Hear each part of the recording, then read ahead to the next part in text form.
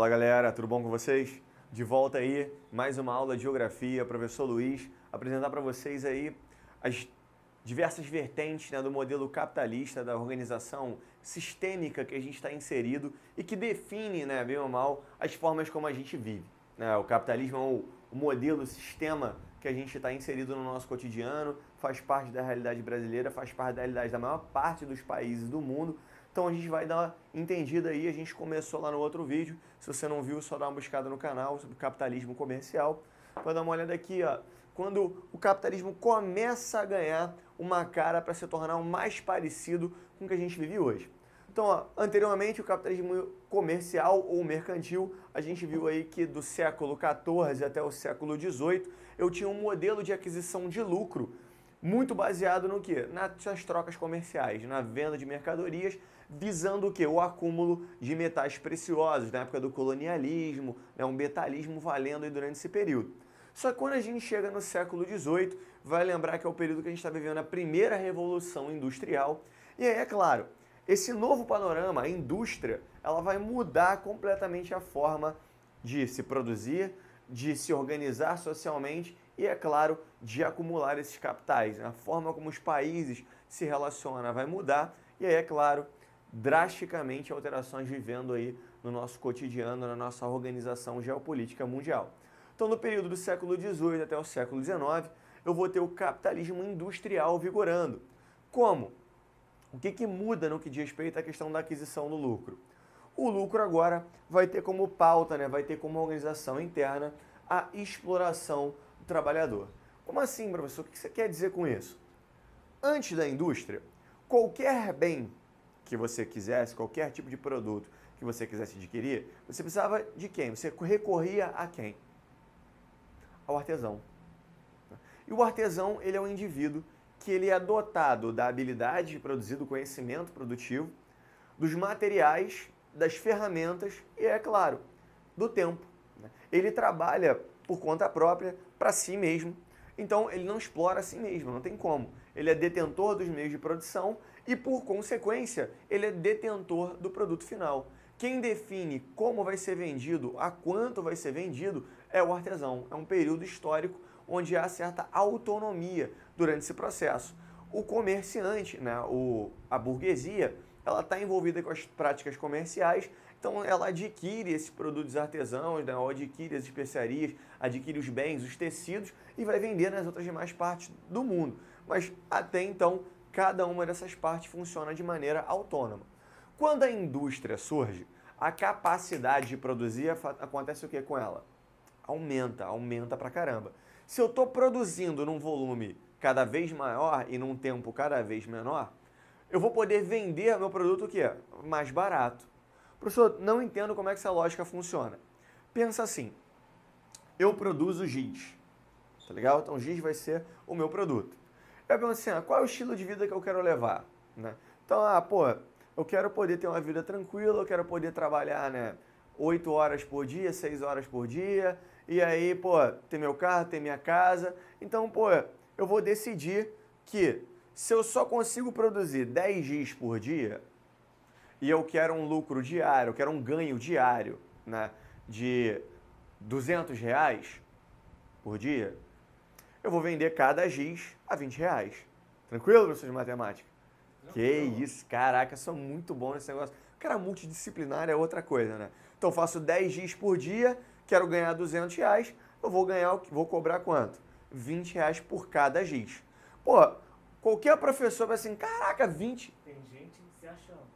Que isso, me achando humildade, só fico aqui, né? Contemplativo da importância de um domínio vasto das diversas áreas do conhecimento. Contemplativo, professor autista. Jamais.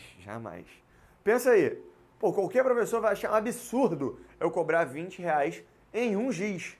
Só que, ele precisa de giz. Quem faz o giz sou eu. Qual é que ele tem como solução? Comprar o giz dele a R$ 20. Quando a indústria surge, a capacidade de produzir giz da indústria não é de 10 unidades por dia, é de 100, é de 1.000 unidades por dia. E aí, é claro, se eu consigo produzir 1.000 giz por dia, a indústria vai conseguir vender o mesmo giz que eu produzo a bem menos do que 20, a 5, a 3, a 2. E aí, é claro, as demandas do mercado vão demandar o quê? Pô, vou comprar o produto industrializado, porque na mão do artesão sai muito mais caro. E aí, é claro, uma vez que eu estou perdendo espaço para a indústria, eu não estou mais vendendo meus produtos e para não morrer de fome, eu vou ter que me sujeitar a fazer o quê? Vender o meu esforço na indústria, vender a minha força de trabalho. Eu deixo a minha condição de autônomo produtivo para passar a ser o quê? Proletariado, para passar a ser operário, para ser força de trabalho. Na indústria, eu, como ex-artesão, tenho a força do trabalho, mas não sou detentor nem dos meios de produção e nem do produto final. Tranquilo? Então, a partir de agora, eu vou trocar o meu esforço por algo que a gente vai chamar de quê? De salário. Tranquilo? Então, a sociedade agora está dividida entre aqueles que são detentores dos bens de produção e aqueles que são detentores da força de trabalho, né? A burguesia, os empresários e a classe trabalhadora. Essa mudança vai ser muito bem elaborada por um conjunto de obras, por um cara chamado Karl Marx, que em 1867, né, tem uma culminância de um número de trabalhos que vão ser conhecidos como O Capital. Nesse material, ele vai definir essa diferença entre a quantidade de riqueza produzida por um trabalhador e o quanto ele recebe em retorno na forma de salário como mais-valia. Então a questão é, quantos giz eu consigo fazer em um dia de trabalho? Então, quanto de lucro, quanto de riqueza eu produzo? Né? Então, vamos dizer que em um dia de trabalho eu fazia, né, os mesmos 10 giz, que era a minha capacidade de produzir, e esses 10 giz vão ser vendidos, agora não mais por mim, mas pelo empresário. Então, eu vou produzir de riqueza o equivalente a, sei lá, 100 reais em giz.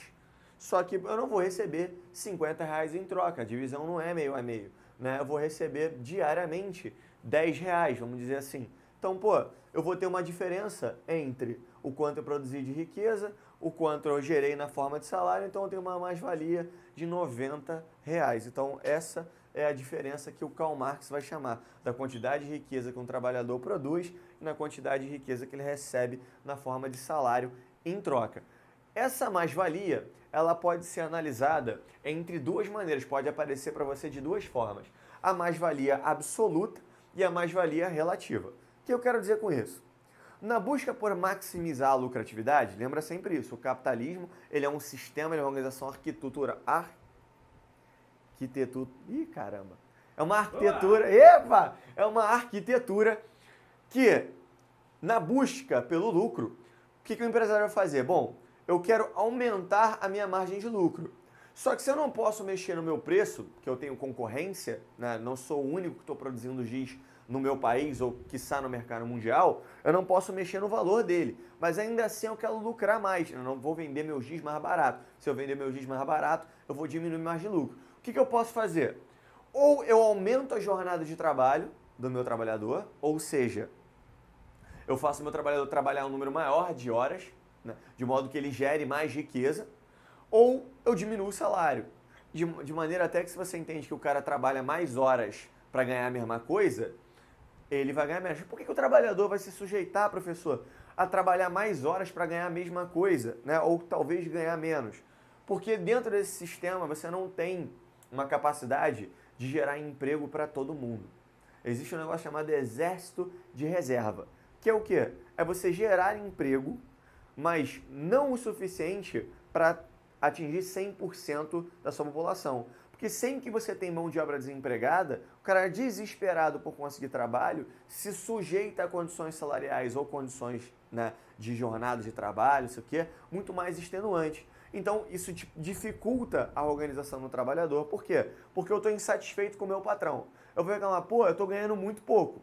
Ele vai dizer o quê? Pô, se você não está satisfeito, eu tenho uma fila de gente lá fora que quer ocupar o seu lugar ganhando menos. Então, isso aquieta, né, as questões dos movimentos trabalhistas, dos movimentos de trabalhadores, organizações de trabalhadores, e sempre mantém os salários o quê? Reduzidos, garantindo a maximização do lucro por parte da classe empresarial.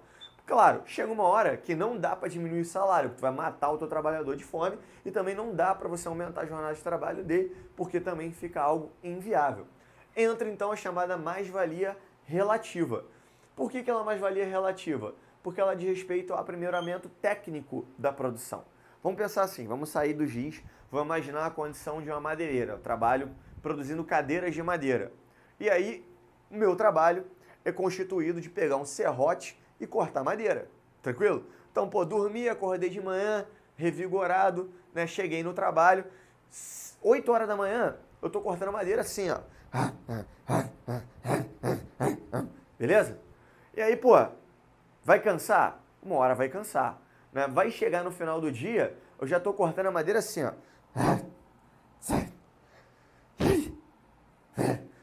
Porra, extenuou. A minha produtividade fez o quê?